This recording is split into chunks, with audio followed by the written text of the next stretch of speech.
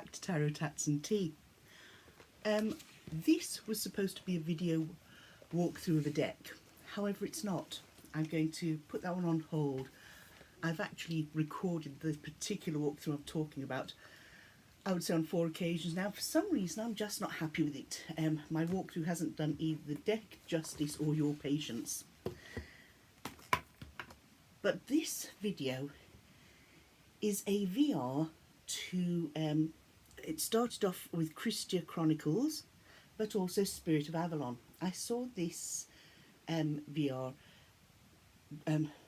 produced by Sandra, as a response to Chronicles. Sandra did this VR, and it's how deck collecting helps me. Now, it was such an interesting VR, or such an interesting topic, that I thought, do you know, so much was given to me that was food for thought. And it made me think, because ironically enough, having literally just watched that video of Sandra's Spirit of Avalon, so people, if you haven't listened or found Sandra's channel, it's Spirit of Avalon, and she's just so quiet, so gentle, and has a way about her speaking that you just listen, it makes you feel so at peace. Now, for me, the topic was very much sort of, would we call it a coincidence? Would we call it divine timing? Would we call it a synchronicity? Because my daughter was in the car with me this morning, and I asked her a specific question. I'll tell you what the question was in a minute. Let me give you a little bit of background. I have 3 adult children, all hard-working, all gainfully employed, all who have had to not struggle, well, yes, struggle to achieve. My oldest daughter was diagnosed as an adult as having ADHD. My middle son was diagnosed at the age of 8 as being on the autistic spectrum. And my youngest son, albeit he's never been actually diagnosed, I think if he was to go for some sort of assessment now, he too would be under the umbrellas of the ASD spectrum, whether it's ADHD, ASD, Asperger's. I definitely believe he too would be on the spectrum, and all 3 have different levels of dyslexia and 1 dyscalculia.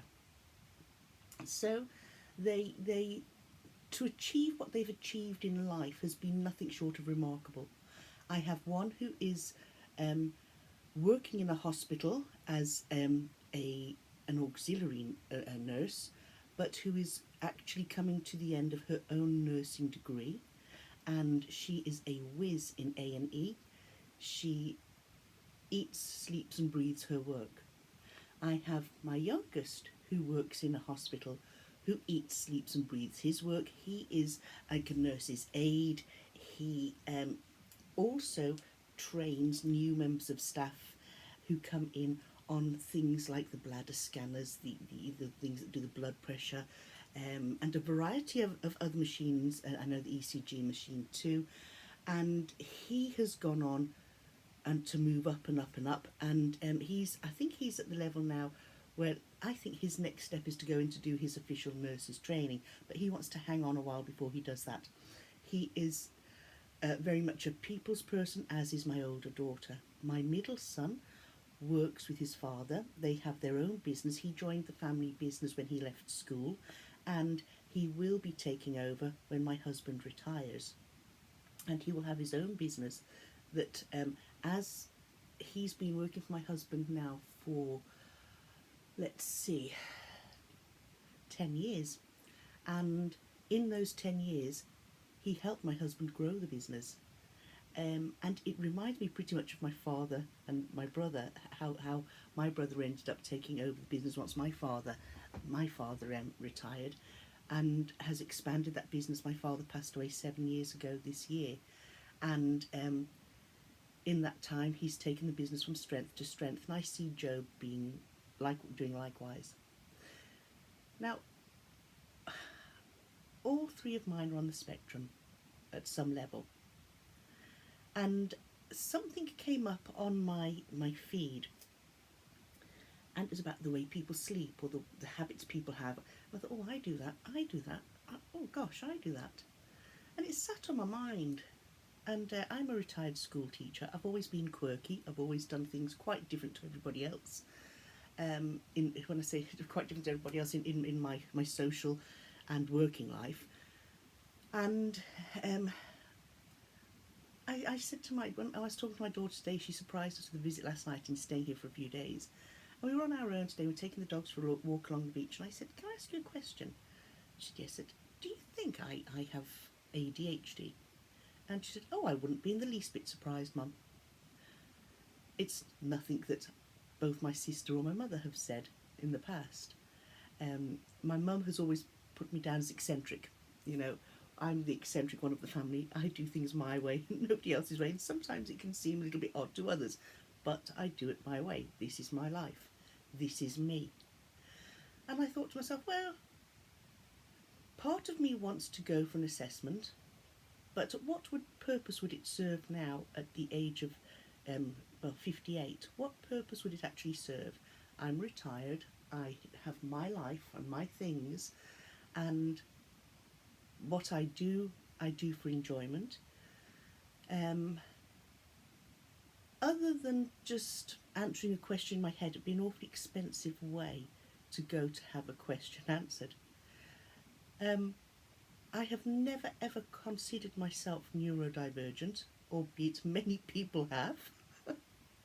I don't find it an insult at all. I find it quite entertaining, and I find it quite, well, so what if I am? This is me, you know? So Sandra's video touched on these subjects with us being collectors of goods, of tarot cards. Now, have I always collected? This is a question that was brought up on Sandra's video. Have I always collected? And I thought, no, I don't think I have. And I went, wow, these videos and these things in my feed are really causing me to question me. And so I decided to sit down and make a list. And I thought to myself, have I always collected? And then I went right back when I first started school. I collected erasers and key rings, and the erasers, some of them were scented, some of them weren't. Lots were red, lots were pink, purple, they were all in their colours, okay? Key rings, I had a little plastic basket. I think you might remember the 70s and 80s, those jelly bean-like baskets came out. I hooked my key rings all over that, as did my sister. We did that together. And it would rattle when we walked. We'd have our things now, my books that I collected, my pens that I collected inside my basket. And I collected marbles. I loved playing marbles, and I loved playing to win, because all these beautiful coloured pieces of glass looked so lovely in a bowl. You know, I used to go for marbles that just had one colour in the centre. You know, the ones that had like a pale, sort of washed out green, blue and yellow, they were okay, but they weren't my favourite. Then you had the ones that had a bright red, a bright blue and a bright yellow in it. They were lovely, and they were all sorted by type. We had Popeyes, which was a white marble with lines on the outside, coloured lines on the outside, and predominantly red, yellow and blue. Sometimes they had greens. I had hundreds of marbles, and I would select the marbles out of my collection I was taking to school that morning. And we were in school in South Africa, and there was a marble season. We used to call it alley season, or Arlies. And people used to stand along the side of the pathway. You'd go big wide area, and they'd be standing there, and they'd have their feet like that with, say, there might be 4 marbles, 3 with 1 on top, and they used to shout, try your luck, a 1 mana, so, or a 3 mana, or a 4 mana, men. So those were the amount of marbles, and that was the amount of steps you had to take, and you had to take your marble and you had to try and hit it. I loved marble season. The other way, you'd have a shoebox with little arches cut out, and if you got it through that one, it'd have 2 on it, or it'd have a 3 or a 4. Those are the amount of marbles you got back, and they were different sizes. I used to try and get my marble in. I used to love it. It was a great time. We had goons. Goons were the big marbles, okay? And I used to select which was coming with me, and I'd carry it in it was like a little leather bag. Off I would go with my marbles. And sometimes I'd be coming home with 2 lots of marbles, because I used to win. I used to love it. I used to win marbles. And so that was another, it's a big collection, my marble collection. Then I had a yo-yo collection. And they had to be specific yo-yos. Now, in the 80s, 70s and 80s, Coke, Fanta, Sprite and all that, they brought out yo-yos and dingbats. And the yo-yos, the Coke one was red with Coke on it, the orange one was Fanta, the green one was Sprite. And we used to collect these marbles, learn to do tricks and everything else, rock the baby, walk the dog, etc., etc. But I couldn't just have one yo-yo, I wanted one of each. I couldn't just have one dingbat, I wanted one of each, so that I had a set. I used to have things in sets. As I got older, I collected books, and they were predominantly the Famous Five. I wasn't so keen on the Secret Seven. Famous Five, Nancy Drew and the Hardy Boys, and I loved them. And then, as I got older, stones and shells from the beach. Rubik cubes. Now, Rubik cubes, this is a small, I've just picked these out just now. I have a box up there that's huge, full of different Rubik cubes. There are different shaped Rubik cubes. You have to put the shape back in as well as find the colour. All these sort of puzzles. This one I have solved about 6 times. Actually, I'm going to take that out because I want to solve that again. And here's one on my desk. That's more like, it's so easy to solve. It's more like a fidget spinner, to be quite honest. I do have fidget spinners. Oh yes, and as an adult I've collected them too. So what would I say? Is it something that is me? Is it quirky? Is it this one that you solve this through feel? Okay, we've got different feels on the cubes, and we have a wooden one here that you solve by pattern. So yes, I collect like mad. I collect crystals, I collect tarot cards, oracle cards, Kipper cards, Lenormand cards, Sibylla cards, anything to do with cartomancy, to be quite honest with you. I collect plants. And this is, even my husband said, no, look, no more plants, please, no more plants. My daughter said, look, Mum, you have your own little rainforest going on in the sitting room. I have plants in my bathroom, all over the windowsills, the plants. I have plants in my sitting room, I have plants in my kitchen, I have plants in my sunroom, I have plants in my potting shed. Then in the summertime, I'm out in the garden, I have plants everywhere, fruit trees, vegetables, herbs. I put everything into it. I love it, I absolutely love it, and it gives me peace. I tarot and pot in the potting shed at the same time. I have books now as an adult, all sorts of, this shelf is all tarot and esoteric paraphernalia, this whole set of shelves. My shelves over there are murder mysteries and stories involving tarot. My shelves downstairs are all my murder mysteries, and my shelves in my bedroom are murder mysteries and very few romances and horrors. The books inside the presses downstairs, they're old ones that I refuse to get rid of because they are mine, and I love them. I love them. I love the smell of a book, or the feel of a book. Arts and crafts materials. I collect watercolours. I collect acrylics. I collect the I can't remember the name of the paint. It's a new mix, sort of watercolour and acrylic together, and the name escapes me right now. That's something that comes with age. It's terrible. And yes, I collect pens and pencils. I collect notepads. All these books on the top of this shelf are books that I write in. They're travel journals. They are journals to do with tarot. They're where I write my notes in, my thoughts, everything. All these here, I will buy a set of these. I've written in all 3 of these, and I'll take the whilst I'm on the go. I'll always have a notebook with me. I have things tucked into them that will mean absolutely nothing to anybody, but for me they're there just in case I need to glue them in somewhere, just in case. Okay, I even have folded pieces of shiny paper from Easter eggs, just in case I need to glue some in somewhere, you know. I mark my books, that things that would seem so unimportant to others, yet to me they mean something. I have spreads in that I make up spreads all the time. Readings that I do for myself and for others. Just what are these ones here? What have I got these marked as? Let me just see. So just to show you how different it is. I even glue pictures in, and you name it, I do it. These here now on my channel, on my Facebook channel, every now and again, I might do pick a card. So these would be the reveals for Group A, the reveals for Group B, C, D, etc., etc. There is just so much.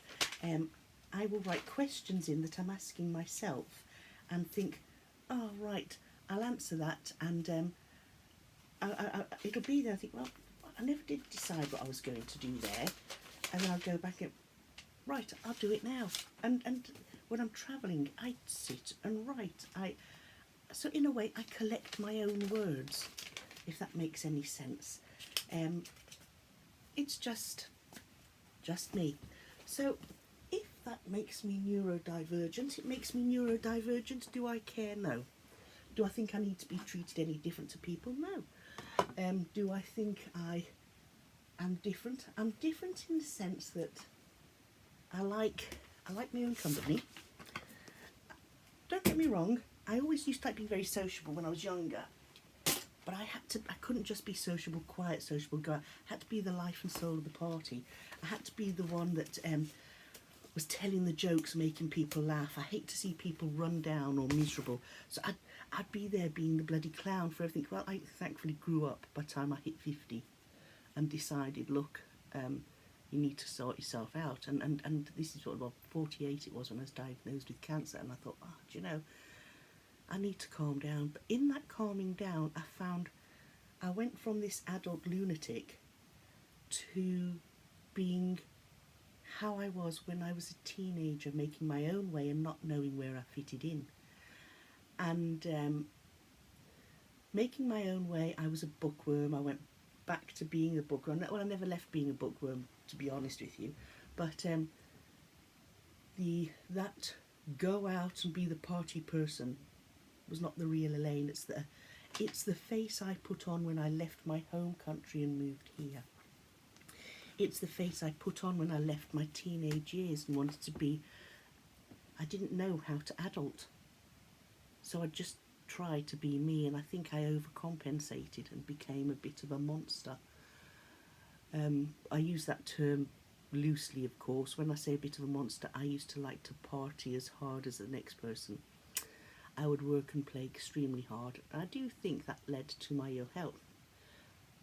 These last 10 years have been years where I have found that even, my mum would say, you sort of gone back to being the person you used to be, back to enjoying my own company, back to liking those solitary activities, almost to the point I prefer being in my own company and doing my own thing, because then I don't feel that I have to do what others want. I do what I want, and that is very selfish, I do meet my best friend. I meet my best friends for tea, and some travel over here to me in Ireland, and we have a great old time.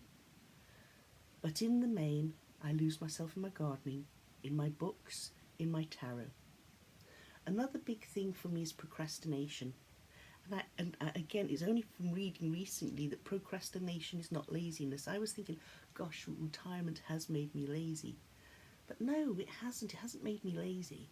But it's made me think. It's made me want to do more. That retirement isn't the end of Elaine Murphy. I'm not just being put out to pasture. I do different things now. I read tarot. I read tarot deeply. I study tarot. I enjoy tarot. I love solving my Rubik cubes. I've collected books on herbs now. I go foraging. I cook with the things I forage. I make tinctures and balms and salves with the stuff I forage.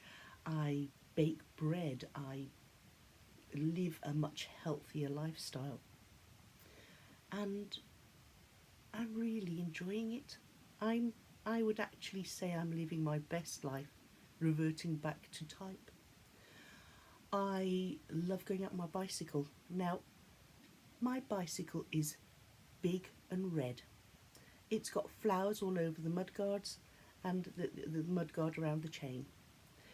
It is my way of getting back to me and my inner child. I go on adventures on my bicycle. I pack a lunch. I might pack my latest book. I will pack watercolours. I'll pack a cold drink. I'll pack a blanket in my pannier bags, so I can put it out either on the beach or in the woods or in the countryside. And I cycle for miles. I go off without a care in the world. I don't speak to anyone. Sometimes I go in the springtime, spring and summer, I go off to the lavender fields and I sit myself down, take my bicycle and sit myself down amongst the lavender and the bees and the butterflies and just be. I love the sound of nature, and I don't care what people think when they see me in all my garish colours and my garish bright bike, a hat on my head, cycling along, just being me. And it's some people find it very difficult to just be themselves because they feel uncomfortable with the way people perceive them, the way people look at them, sometimes the sniggers as you go past. I think, well, if I'm giving them a smile, let it be. Who cares? Beforehand, and I will not lie to you, I will not lie, had somebody sniggered or smirked or been in any way unpleasant, I'd turn around and probably punch them in the jaw. And I'm not joking. Unfortunately, that's the type I could be, you know. And I find that my life is so much more peaceful because I no longer give two flying Fs what people think. I'm enjoying life, not enduring it. And I feel when people have to laugh or mock or be a little bit two-faced, smile at you to your face and then go, oh God, she's a bit bloody odd, that one, you know. They're the ones that are unhappy in their lives and they have to be pitied more than laughed at. So, collecting, being me, has made me realise that I don't need to be the party girl. I don't need to go down and drink 10 or 15 pints and forget how I got home the next morning. Plus, at this age, I can't stand the hangovers. But, yeah, it's a case of never knowing when things are enough, you know. Just bear with me a second, I need to take this one. That was my husband and son. They're coming back on their way from work. So, on the topic of how cards collecting helps me, it makes me, appreciate that I have something to appreciate. You know, there are so many people in this world outside of our tarot community who don't collect anything, who don't have a particular interest, who have no specific hobbies, who really go to work, go out for a few pints at the weekend, and don't have that ability to just enjoy being and to appreciate art or authors or painters or gardeners, and don't see that what we do enriches our lives. Someone might say, well, how can collecting tarot cards enrich your life? Tarot cards have introduced me to new artists. They've given me an appreciation for the hard work people put in to create something. I enjoy the fact that each deck that I own, I can read something a little slightly different from one card in one deck to a card in another deck, just because of the different nuances from the art or the colour or the symbols that are inside it. I find that collecting my cards went from initially, I had an RWS. I actually gave it away about 9 years ago, because for some reason, and it was not just a bog standard RWS, I just couldn't gel with it, couldn't read it, I couldn't do anything with it. I bought another deck, which was a RWS as we know it, and I loved it. I don't know what it is. It's just amazing. I have been involved in tarot for, I'm 58 this year, I'm 59 this year, so it will be 41 years, but the last 10 years really in neck deep. Another thing I collect are teddy bears. I collect particularly teddy bears that my sister makes. I have 3 lovely bears that Anne Fort made, and they're so beautiful. She gifted them to me, and they sit proudly on my bookshelf. They're protecting my books. My sisters sit with my tarot cards and all along my curtain rail at the top there. And I find myself so lucky that people are prepared to make and send these things to me to add to my collection. They don't see me as weird or odd. They say, well, Elaine will appreciate this, and Elaine doesn't just appreciate it, loves them, you know. So the collecting has gone from not just collecting tarot, but it actually woke me up to the amount of things that I actually do collect. And, you know, it's not something I've actually sat down and given a lot of thought to before. You know, gadgets is another thing. One of my roles of responsibility when I was teaching was IT. And of course, you know, computers then were not like they are now. And when the computers first came in, I did a couple of courses that were more like just word processors, really.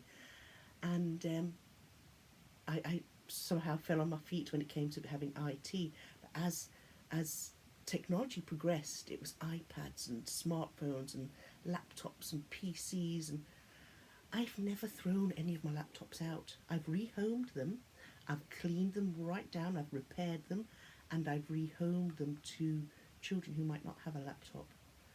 So I would say I've rehomed 8 laptops at this stage. But when they've been rehomed, albeit they were older, they were all fully working and fit for purpose.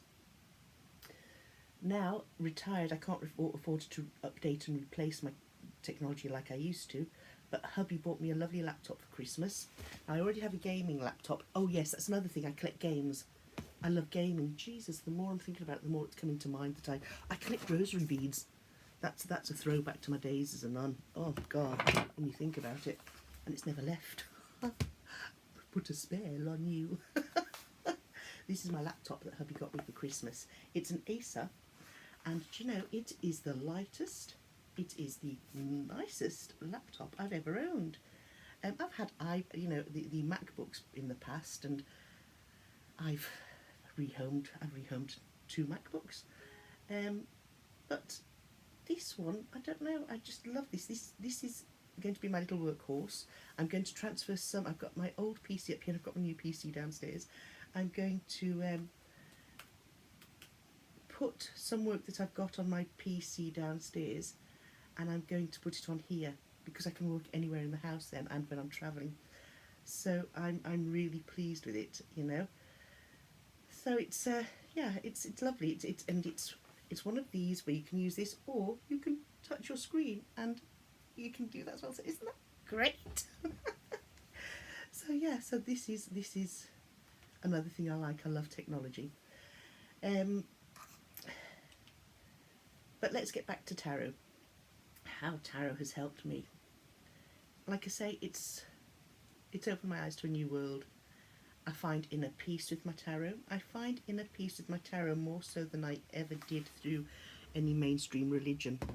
I feel tarot lifted a weight off my shoulders and enabled me to go forward at very low times in my life.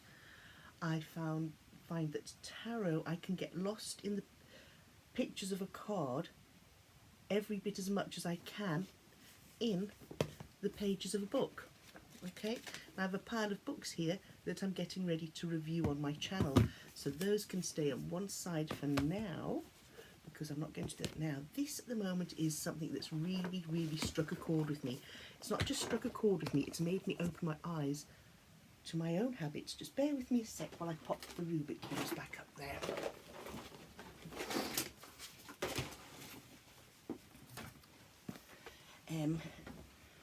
Yes, this is one that I'm going to do a walk through later on, but just for now I'll just open it up and we'll take out the cards.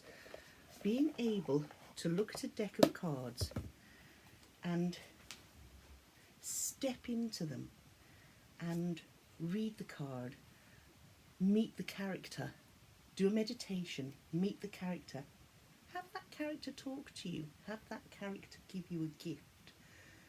What does that character give you? How do you use that gift? How do you pass on anything beneficial to others from the gift the character of this card gave you? So you'd say, well, okay, I've got the Ace of Pentacles. How can the Ace of Pentacles give you anything? Well, I've stepped into that card and I'm talking to these two dogs or wolves, okay? And if I've stepped into that card, what could they give me? They could give me some advice. Be careful where you walk. If there's something guarding something there, be wary that it's not going to bite you. These two are not going to bite me. These two will say, go at your own pace. You don't need to run with a pack. You're on your own. You enjoy it. Look at that pentacle, okay? The Ace of Pentacles here. Look at that. That's like, look at the sunshine. Find the positive in every day. You know, if things are a bit tough, look at the negatives. Talk to them. They talk you through it. If you can step into a card and speak to a character that's in that card, you often find whatever problem you had, you've mentally shared with, well, if you want to call it your invisible friend. And they've managed to give you some advice. It sounds woo-woo, it sounds mad, it sounds like I should be on a psych ward. I don't care. This is how I get through times when I'm feeling low. It's been a bit of a tough month. Now, I did my year ahead spread and January was supposed to be a tough month for me, and it has been on a different level to what I thought it would be. I've had to deal with health scares with my husband and my mum. It got so low that I ended up getting a nasty dose, and I'm coming into my third week of still sounding nasally and suffering with catarrh and sore throats. But it's one of those things. So what have I spent my time? I've sat in my chair over here. I've meditated. I've read.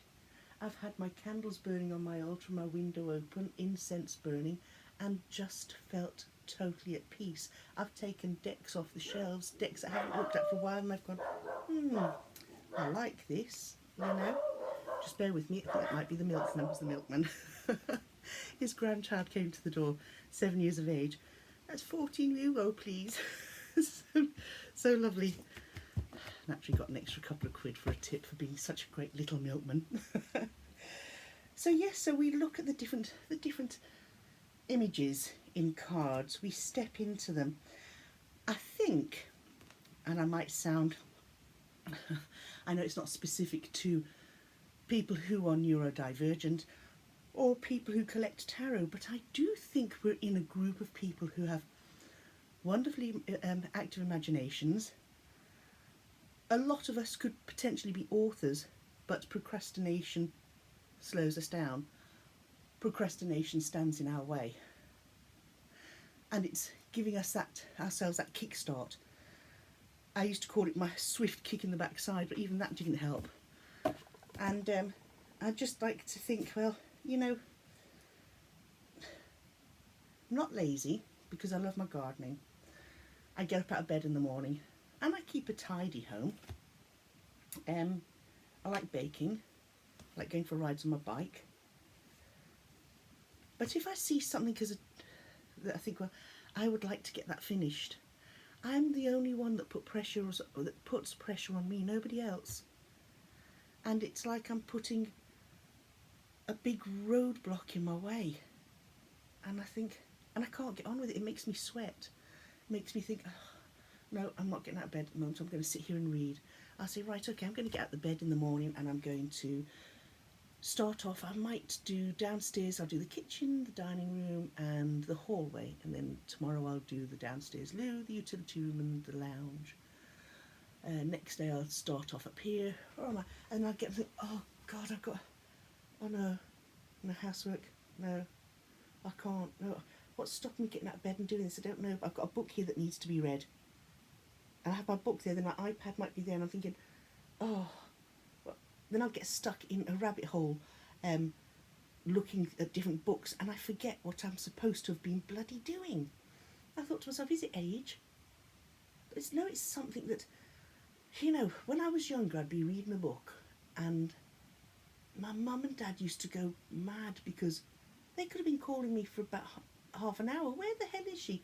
Elaine, we've told you to put that book down. We're going shopping. Come on, you've got to come grocery shopping. Yeah, I'll be there in a minute. Yeah, I just get to the end of this page. 2 chapters later, and they're going bloody mental. Oh, I forgot. How can you forget? I've only just popped in and told you. But I'm lost in this other world, and that's how I get with tarot. I lose myself in the world of the characters. Sometimes a habit that I do have, I might say, right, take for instance all the cards created by Tarotica, okay? And I might say, right, I'm going to take the strength card out of all of them and have a look.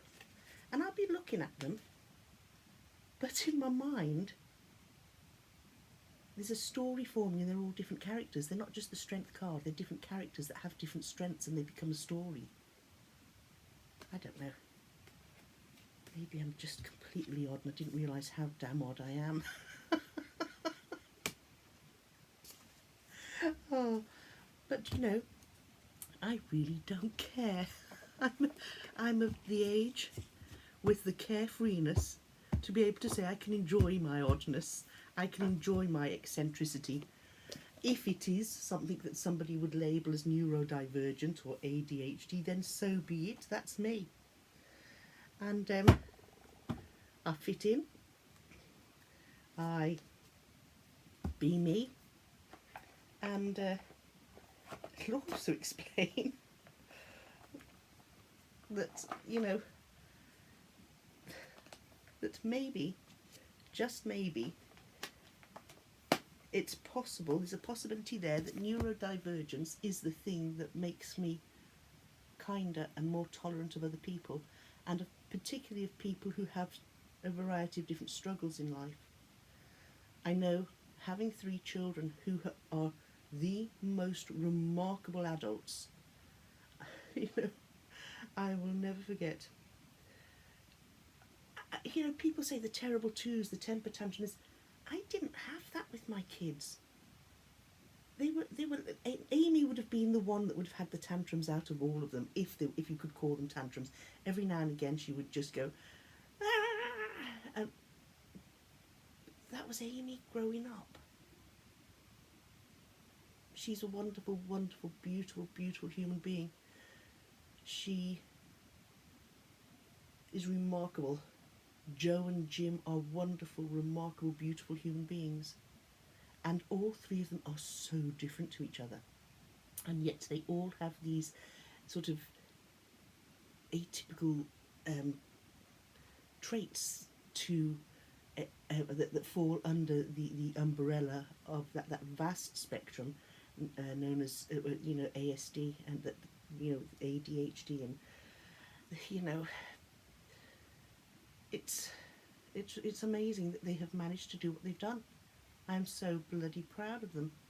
And Jim has a leaning to this esoteric type of life. Joe comes and sits in here. He doesn't believe in anything with the tarot. He's completely has no religion or beliefs per se, but he will come in here and he will go, this is such a peaceful room, and he'll sit in my chair there, and he would have laughed at me before with meditation, but now he comes in. I say, and he might be feeling a little low, because that's one thing that's difficult to regulate for him are his emotions, and when he's in a particularly low period, it'll be a case of, why don't we just sit quietly and put some music on and just let your mind be free. And sometimes I'll do a guided meditation, sometimes the parents will just sit and be and just quiet, and you can see the weight of the world just lifting off his shoulders, and he relaxes and he enjoys this environment. Amy tends not to really come in here, it's just not her thing. Neither is meditation, but Amy will do things that will take out her frustrations in other ways. She likes to go running. She goes to the gym.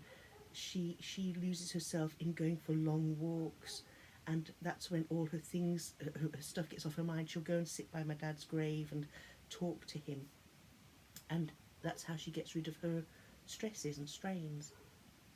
We all have different ways of coping. Jimmy walks for miles as well. He goes all over the place. And where he lives, they do these, you can hire electric bikes. Sometimes you'll hire one of them and he'll go for miles and drop it off in another town, because you can have drop-off points. It's just amazing how they've all managed to discover their own coping skills. I never ever put mine down to being any form of neurodivergent, but when you look at the possibility, what's the common denominator between my children, my nephew, being on the spectrum, it's me, myself and my sister. I would say my husband's family have people on the spectrum. I think probably it was our quirkiness that brought us together. I don't know. You just never know. But it's just amazing how our hobbies and interests, once we sit and think about it, actually help us in our day-to-day life. We can, if the world is getting too much, come into our little areas, our little caves, our potting sheds, the woods, the beach, open a book, open a deck, take out your paints, take a Rubik cube and just fidget away, just do what you have to do to get it going, to shift whatever's getting you down. And Sandra, I have to thank you, because you have given me so much food for thought, and it's made me analyse me. And I haven't done this to this level before.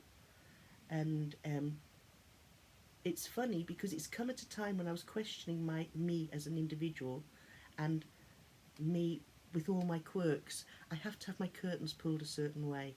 I have to have my plants in a certain order. Now, my kids put me to the test this morning, and I came downstairs and my plants had all been moved around. Yes, I was, oh, but I've just left them like that for now. I'll do them later on, move them back. Just not moved in a horrible way, just swapped around. So I came down, my lilies were in a corner, and my Christmas plant was in the centre of my fireplace. The two plants had either side being swapped round, and it's just like, yeah. Why? Who's done this? Why have you done it? Just want to see if you'd notice. Of course I bloody noticed. I turned around, my husband had pulled the curtains so that they looked like bloody pencils either side of the window. I like them to, with the tie backs and down, but they have to have the same amount of space in the folds. OCD maybe? I don't know. I like to have things, some of my stuff might look disorganised to other people, but to me it's an organised mess. I know where everything is. And that's my decks as well. Someone said to me, how do you, all my decks are on the shelf. I'll turn the camera around in a minute so you can have a look. All my decks are on the shelves there. How do I know? How do I label them? How do I store them? What attributes of those decks make them be put together? They're not. They're just there. And I can say, oh, my history decks that I like, the Visconti Swords and things like that. They're at the back. They're not. They don't get touched. They're my collection decks. These here are all my decks to be used. If I want a Barber Studios deck, I know they're over there, and there's one in there as well. They're not together because they're Barber Studios. They're together because the boxes fit better with the boxes that are around them. It's just strange. Yeah. So that's me. That's how my card collecting has helped me. And it's made me very much accepting of Elaine Murphy, warts and all. So I hope this hasn't bored the living shite out of you. I hope you enjoyed it. I've enjoyed making it. I'll just turn the camera to you. So the light's not great because this isn't great in different lights. Right, the box is up there. The big red box is full of different incenses. The pink box over there is full of Rubik cubes. The tins on top over there are full of herbs, and I've got more incense in that top box. They're candles, they're herb books, Rubik cubes and art materials. And then we come to my decks and some of the teddies that my sister's made. That's my desk as it is at the moment. And let's just go here. These are all my books. Those are the books I write in. All my tarot books, more teddies. This is my cabinet full of all sorts of esoteric items. Okay, one of my little miniature paintings.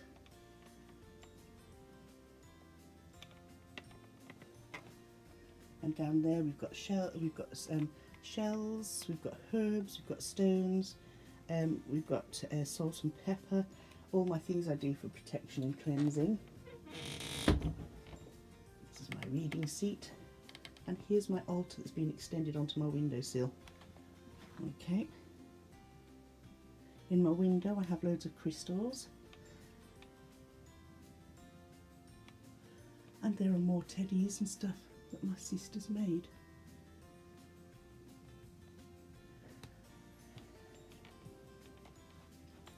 More handmade dolls. Those are the teddies made by Anne Fort. And here, that's a clock made by my son. And on the walls, I have my own paintings. All my own paintings that I've done over the years. That is a pencil sketch of my father that was gifted to me the year he died. So as you can see, yes, as you can see, this is all my stuff, and this is me.